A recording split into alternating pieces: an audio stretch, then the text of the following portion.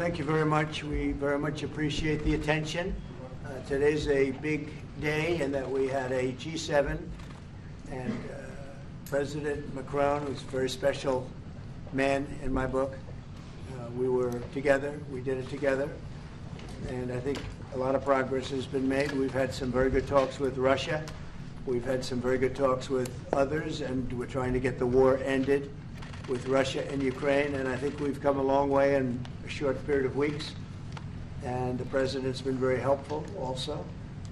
And we're also talking about trade, various trade deals that we will be doing with France, and we'll be discussing a little bit further. Then we'll have a press conference later on. You can ask some questions. We'll be having a press conference in a little while. We're going to have lunch with the entire French staff, and we look forward to it. And again, the relationship's been very special with France and very special with this gentleman on my right. And we look forward to keeping that going for a long period of time. Thank you very much. Thank you. Thank you, Mr. President. Thank you. Thank you. No, thank you. I want to thank Mr. President for his hospitality. We had a good discussion this morning for the G7 here. And for the third year of this war in Ukraine. And I think our common objective clearly is to build peace and a solid and long-standing peace. And this is what we will discuss, obviously, because I have great respect for the bravery and the resistance of Ukrainian people. And we do share the objective of peace, but we are very aware of the necessity to have guarantees and solid peace in order to stabilize the situation. I'm here as a friend because through centuries we've been friends, and we are personal friends, as you mentioned it, because we work very well together. And I think the US and France always stand on the same side, the right side, I would say, of history. Mm-hmm. And this is exactly what's at stake today. And this is a very important moment for Europe as well. And I'm here as well after discussions with all my colleagues to say that Europe is willing to step up, to be a stronger partner, to do more in defense and security for its continent, and as well to be a reliable partner and to be engaged on trade, economy, investment in a lot of topics. So I'm very excited by the discussion we will have, and obviously we will follow up. And I want to thank you again, Mr. President, for your presence for Notre-Dame de Paris. It meant a lot for French people, and I want to thank you for that.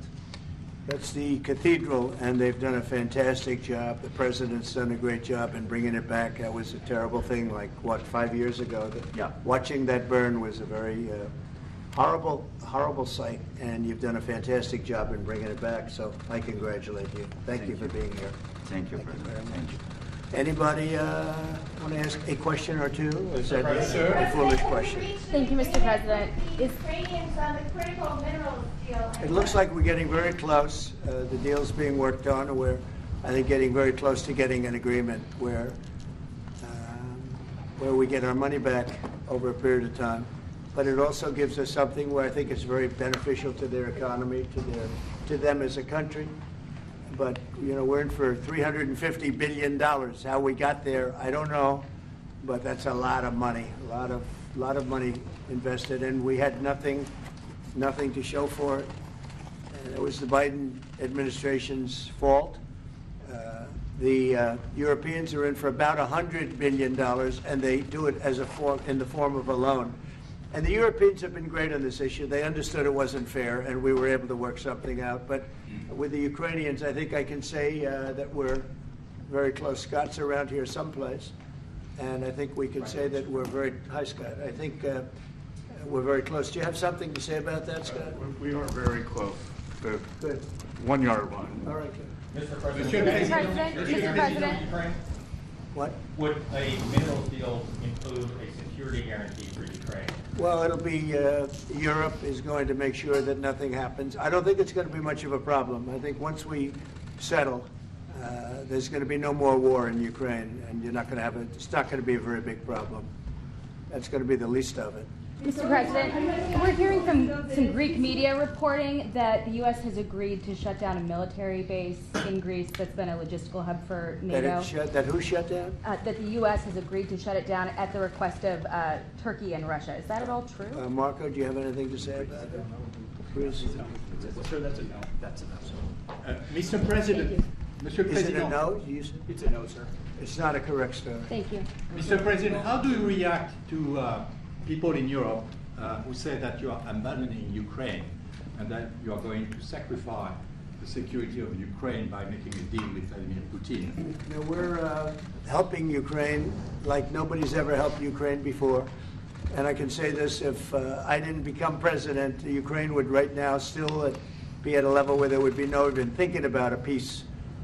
And it was, it's a sad thing that this happened. This would have never happened, this war, if I were president. Zero chance. And it has happened. So my function is to get you out of the war, get them out of the war, let them live. It's a bloody war, it's a horrible war. Thousands of people are being killed a week. And I would say Russia, maybe 700,000 people. I think Ukraine probably a similar number. And that's not talking about the towns and the cities that have been blown up. That's talking about soldiers. This has been a horrible, bloody mess. And we're going to get it solved. We got to get it solved. And you know, we're not talking about America's soldiers, soldiers from this country. We're talking about Russia and Ukraine. But on a humanitarian basis, we have to get this very, very bloody, savage problem solved. And I will say this also, it could lead to World War III if it's not solved. You know, there'll be a point at which it's not going to stop at those two countries. Already there's such involvement from other countries. And it could really lead to a very big war, World War III, and we're not going to let that happen either. Would you support the idea to send European troops in Ukraine to back the ceasefire? European troops may go into Ukraine as peacemakers. So when the agreement is done, they can watch that everything's followed properly. I don't think that's going to be a problem. And a lot of the European countries, I think, I don't want to speak for France, but I know that the president's talked about doing that also. I think that'll be a very good day when we can go in as peacekeepers as opposed to what's going on right now with everybody being killed. Will they have U.S. backing, those troops going into Ukraine? Will they have U.S. backing from U.S. troops? Well, we're going to have a backing of some kind, and obviously the European countries are going to be involved, and I don't think you're going to need much backing. I think that's not going to be a problem. Once an agreement is signed, Russia's going to get back to its business, and Ukraine and Europe are going to get back to their business. I don't think it's going to be a problem. Mr. President, you talk about will you Doge? meet with President Zelensky soon? What? Will you meet with President Zelensky soon? I will be meeting with President Zelensky. In fact, he may come in this week or next week to sign the agreement, and which would be nice. I'd love to meet him. Would meet at the Oval Office. So the agreement's being worked on now. They're very close to a final deal. It'll be a deal with rare earths and various other things, and he would like to come, as I understand it, here to sign it, and that would be great with me. I think they then have to get it approved by their council or whoever might approve it, but I'm sure that will happen. Monsieur le Président Macron, est-ce que vous pouvez commenter I'll ce qui a be été dit par meeting le with Président President Putin also, yes. I don't know when we speak. We're trying to get this thing worked out, but yeah, at some point I'll be meeting with President Putin too. Monsieur Macron, s'il vous plaît, est-ce que vous pouvez nous dire quelques mots en français? Mr. I President, can say a few words in French. No, le président l'a dit, je pense que c'est un moment important. C'est un moment important de la discussion. On veut bâtir la paix en Ukraine et le bilan qui a été rappelé, une réalité, il y a d'1 million de morts et de blessés depuis le début de ce conflit et de cette guerre d'agression. Notre volonté, c'est que cette paix dure, parce que nous avons déjà eu un cessez-le-feu et une paix qui n'a pas été respectée. C'était les accords de Minsk, 1 puis 2. Et donc le corps de cette discussion, c'est de s'assurer d'abord qu'il y ait un cessez-le-feu, ensuite que les Ukrainiens soient impliqués. Et je pense que ce que vient de dire à l'instant le président Trump est très important, c'est-à-dire qu'il va rencontrer rapidement le président Zelensky pour signer cet accord sur les minerais critiques et les terres rares, et que c'est aussi un moyen d'avoir une implication américaine forte. Les Européens sont prêts à prendre leur charge sous des formes diverses de soutien à l'armée ukrainienne, de présence, y compris pour pour s'assurer que la paix soit durable. Et l'implication dans la durée des États-Unis d'Amérique à travers cet accord est une bonne chose. Et donc tout est encore à construire. Et je ne veux pas préempter les discussions. Mais nous partageons le même objectif. Et ce qu'on a discuté ce matin, pendant 1 heure après la visioconférence ensemble, et ce qu'on va continuer de travailler, sont pour moi des bonnes avancées. Et l'annonce de... Est-ce que l'intégrité territoriale de l'Ukraine est encore un objectif has already possible? spoken about this just a moment ago. This is exactly what we want to do. We want to build peace with Ukraine. As President Trump mentioned, there are already 1 million dead and wounded in Ukraine since the war began. We had a ceasefire in the past that was not respected. This was under the Minsk Agreements 1 and 2. President Trump, as he said, will be meeting with President Zelensky to sign a deal on rare earths.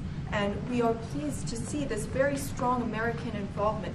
Europe, of course, also stands ready to support Ukraine in various ways, supporting its military. And we don't want to preempt any sort of discussions that are currently underway, but we do share the same objective of building this lasting peace. I just want to tell you a little story. So we were at the Eiffel Tower having dinner with your wonderful wife and with my wonderful wife, and we came out and he started speaking the French deal. And we didn't have an interpreter, and he was going on and on and on, and I was just nodding, yes, yes, yes. And he really sold me out, because I got back the next day and I read the papers. I said, that's not what we said. He's a smart customer, I will tell you that. Sure. That was exactly what we agreed Mr. to. President called Zelensky a dictator. Would you use the same words regarding Putin? I don't use those words lightly. I think that we're going to see how it all works out. Let's see what happens. I think we have a chance of a really good settlement between various countries. And, you know, you're talking about Europe, and you're talking about Ukraine as part of that whole situation. The other side has a lot of support also. So let's see how it all works out. It might work out. Look, you can never make up lives. The one thing you can make up the money, but you can't make up the lives. A lot of lives lost. I think probably a lot more lives than people are talking about. It's been a rough war, but I think we're close to getting it solved. Question about Doge, sir. Do you think that Doge could benefit from more streamlined communications? There was that email telling employees to give 5 things that they've done last week. Agency heads then told people to ignore it, but You're Elon talking Musk... about the last email that was Yeah. sent, where he wanted to know what you did this week. You know why he wanted that, by the way? I thought it was great. Because we have people that don't show up to work and nobody even knows if they work for the government. So by asking the question, tell us what you did this week, what he's doing is saying, are you actually working? And then if you don't answer, like you're sort of semi-fired or you're fired, because a lot of people are not answering because they don't even exist. They're trying to find, that's how badly various parts of our government were run by, and especially by this last group. So what they're doing is they're trying to find out who's working for the government. Are we paying other people that aren't working? And, you know, where's all that? Where's the money going? We have found hundreds of billions of dollars of fraud so far, and we've just started. We're actually going to Fort Knox to see if the gold is there, because maybe somebody stole the gold. Tons of gold. Some of the agencies... So I think it was actually... There was a lot of genius in sending it. We're trying to find out if people are working. And so we're sending a letter to people, please tell us what you did last week. If people don't respond, it's very possible that there is no such person or they're not working. Some of the agency heads instructed their employees not to respond because they were waiting on further guidance, but Elon Musk's tweet said a failure to respond would be taken as a resignation. So there's been a disconnect in communications. Yeah. Are you concerned at all about that? No. That was done in a friendly manner. Only things such as perhaps Marco at State Department, where they have very confidential things, or the FBI, where they're working on confidential things. And they don't mean that in any way combatively with Elon. They're just saying there are some people that you don't want to really have them tell you what they're working on last week. But other than that, I think everyone thought it was a pretty ingenious idea. We have to find out where these people are. Who are they? And we said, if you don't respond, we assume you're not around. And that holds, that stands. And you're not getting paid anymore, too. So, you know, we're doing a real job. And we just had a poll come out, I guess the Harvard poll, saying that it's massively popular what we're doing. So. Mr. President, do you still believe in NATO, in the alliance between Europe and America in NATO? Are you going to go to NATO the is summit in June? very much involved in this. When I first got elected at the very beginning, first term, I got hundreds of billions of dollars put into NATO. NATO had no money because they hadn't paid for years. And I said, look, if you don't pay, we're not going to be a part of NATO. We're not going to protect. We're not going to do what we're supposed to do. And we took in hundreds of billions of dollars into NATO. No, NATO is a good thing if it's done properly and if it's used properly. Mr. President, in these days you speak a lot about tariff in Canada, in Mexico, and in Europe. I want to know what is your idea about Italy, if you want to make the same thing in Italy. What? Can you talk up a little louder? In these days... Not louder. Can you talk a little louder? You have a beautiful voice, but you're not... In these days you speak... Where are you from? Italy. From Italy? Oh, I love Italy. Go ahead. I want to know if you have the same idea with Italy about tariffs. Well, look, I love Italy, and Italy is a very important nation. We have a wonderful woman as your leader, and she was on the conversation today, one that we had, the G7. And no, I think Italy is doing very well. I think Italy's got very strong leadership with Georgia. Monsieur le Président, qu'est-ce que vous répondez au président Trump qui a dit que les Français et les Britanniques n'avaient pas... Any other questions over here? Yes, ma'am. Can you clarify what you meant in your truth today on the major economic development transactions between the U.S. and Russia? In more detail? With respect to what, Russia? In solving a peace deal, you said there will be major economic development transactions which will take place between the United States and Russia. Yeah, we're trying to do some economic development deals. They have a lot of things that we want, and we'll see. I mean, I don't know if that will come to fruition, but we'd love to be able to do that if we could. You know, they have massive rare earth. It's a very large, it's actually the largest in terms of land. It's by far the largest country. And they have very valuable things that we could use, and we have things that they could use, and it would be very good if we could do that. I think it would be a very good thing for world peace and lasting peace. Well, I mean, our first, by far, our first thing that we want to do, the first element of the overall transaction is ending the war. But if, just as we're doing with Ukraine, if we could do some economic development in terms of Russia and getting things that we want, something like that would be possible, yes. Can you explain the rationale, sir, in the U.S. Yes, go ahead, please. Can you explain the rationale in having the U.S. vote against the UN resolutions that Ukraine proposed and also the U.S. proposed? I would rather not explain it now, but it's sort of self-evident, I think. Mr. President, first talked about increasing the tariffs on products from the European Union. Is that still something you want to do today? Well, it's not increasing, it's reciprocal. So whatever they charge us, we're charging them. So it's not a question of increasing. If they charge us 20%, we charge them 20%. If they charge us 30 or 40%, then we do that too. So that would be on European Union, but that really would be with respect to everybody. It's reciprocity. So reciprocal. Whatever they charge us, we charge them. Nobody has a problem. Even you, I see you don't have a problem anymore, right? Mr. President, are you thinking of going to Moscow soon, maybe in May for the 9th of May for the anniversary? I mean, not soon, but I would be certainly, if this all gets settled out, which I think it will, sure, I would go there. On the 9th of and May? he'd come here too. On the 9th of May on the Red Square? I don't know, 9th of May, no, I don't. I think that's pretty soon. But no, at the appropriate time, I would go to Moscow. Monsieur le Président, est-ce que l'envoi de troupes françaises ou européennes est envisagé en Ukraine? How soon? Within weeks. Weeks? Yeah, I think so, right? Don't you think so? I'd like to have you. I think we could end it within weeks if we're smart. If we're not smart, it'll keep going, and we'll keep losing young, beautiful people that shouldn't be dying. And we don't want that. And remember what I said, this could escalate into a third world war. And we don't want that either.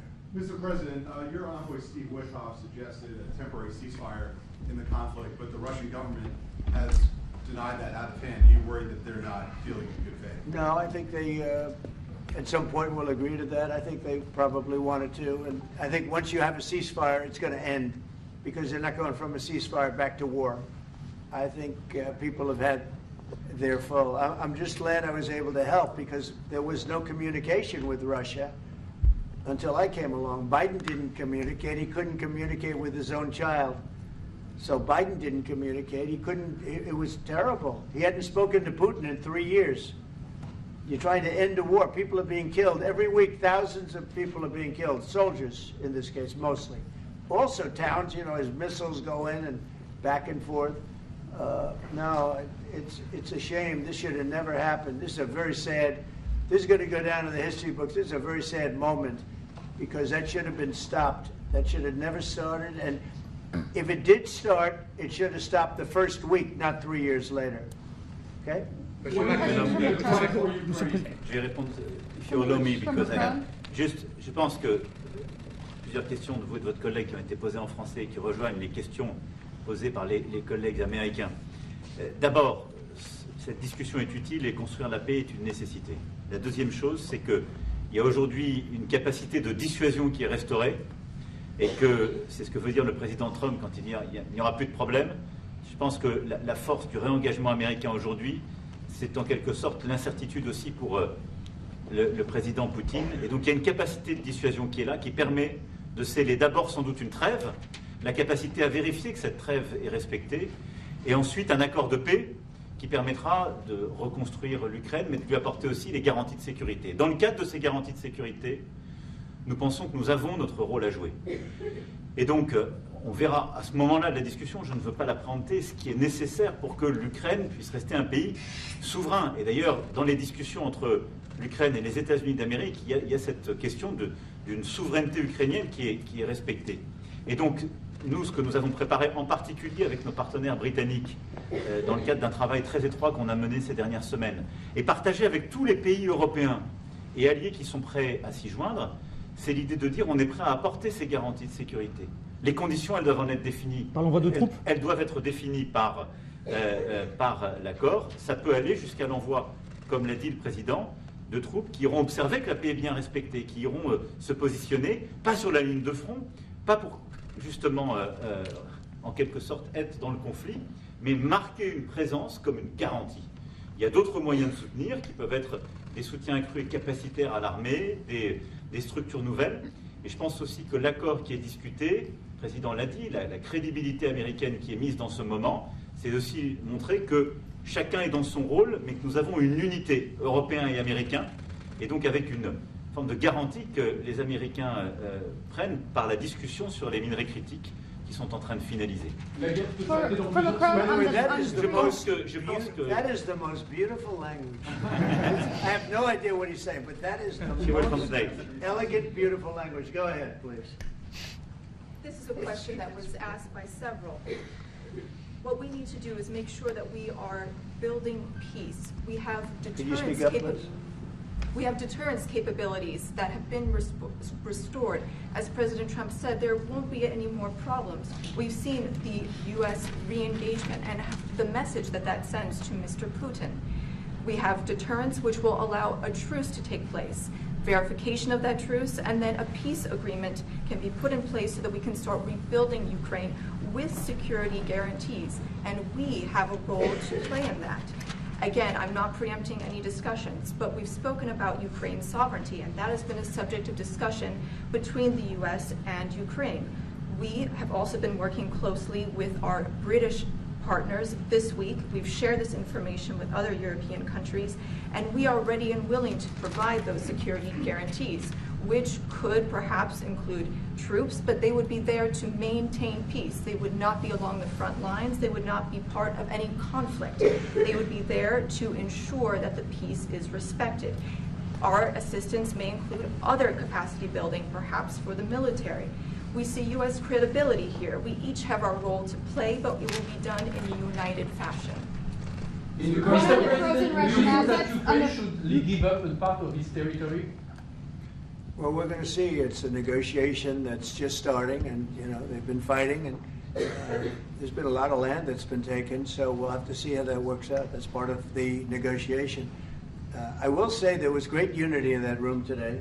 We were via Skype or whatever, but it was great, tremendous unity today in that room with the other countries. Ukraine wants Is to France take going the to- territories back. Can they take it back? What they lost in the past years? That's not an easy thing to do, is it? Right? It's not an easy, you know, just asking whether or not you can take back the land that they lost. And I say that, yeah, perhaps some of it, yeah, I hope so. But that's not an easy thing to do. But not For everything. Macron on the frozen It's Russian going to be assets. something we're talking about. Will you Mr. convince Macron, Vladimir on the Putin front- to accept the European troops as peacekeeper, what do you think? Yeah, he will accept that. He will accept I've it? asked him that question. You talk to him? I've asked him that question. Is Said France yes? going to lift the block on the Because 300 he's billion? not, look, if we do this deal, he's not looking for more war. He doesn't mind, but I've specifically asked him that question. He has no problem with it. Is France going to lift the block on the 300 billion in frozen Russian assets in Belgium? France has opposed unfreezing it to pay Ukraine and compensate the U.S. for its support. Is France going to lift its opposition to that? This is, I mean, we speak about frozen assets.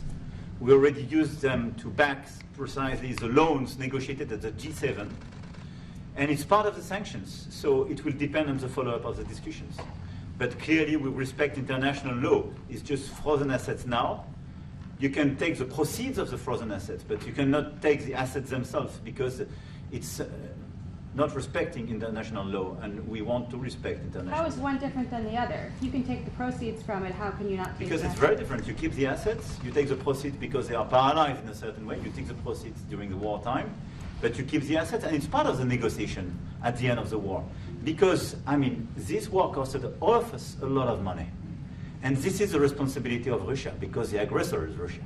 Should the U.S. be compensated? So at the end of the day, this frozen asset should be part of the negotiation, all in all. Will France support the U.S. being compensated? I support the idea to have Ukraine first being compensated, because they are the one to have lose a lot of their fellow citizens and being destroyed by these attacks. Second, all of those who paid for could be compensated, but not by Ukraine, by Russia, because they were the one to aggress. Again, just so you understand, Europe is loaning the money to Ukraine. They get their money back.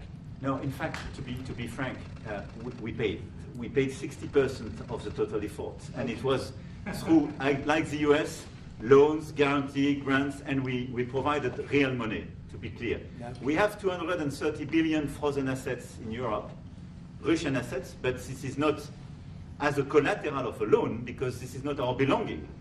So they are frozen. If at the end of the day, in the negotiation we will have with Russia, they're ready to give it to us, super. It will be loan at the end of the day, and Russia would have paid for that. If you This is my believe wish. that, it's okay with me. Mr. President, But they get their money back, we don't, and now we do. But, you know, that's We will only fight fair. both. Mr. President, you think Russia should be the one that pays everybody back? Are they the aggressors? Well, we're negotiating everything, and everything's on the table, and we'll see if we can get some land back, and we'll see about a lot of different things. And we're going to be making a little speech and say a few words in a little while. We're going to have another meeting, a luncheon meeting, and we'll see you in about 2 hours. Okay? Thank you very much, everybody. Thank you, Fred. Thank you, Fred. Moving out. Let's go, let's go. Moving out, cameras. Thank you very much. Thank you. Thanks, guys. All right, headed out this door right here, right here. We're coming out. Thank you, sir. Good to see you. Right here. Thank you, Mr. President. Good to see you, sir. Cameras, out the door. Thank you. Out the door. Thank you. Moving out. Let's move. Moving out. Thank you. Thank you. Thank you. Straight out. Thank you. Thank you.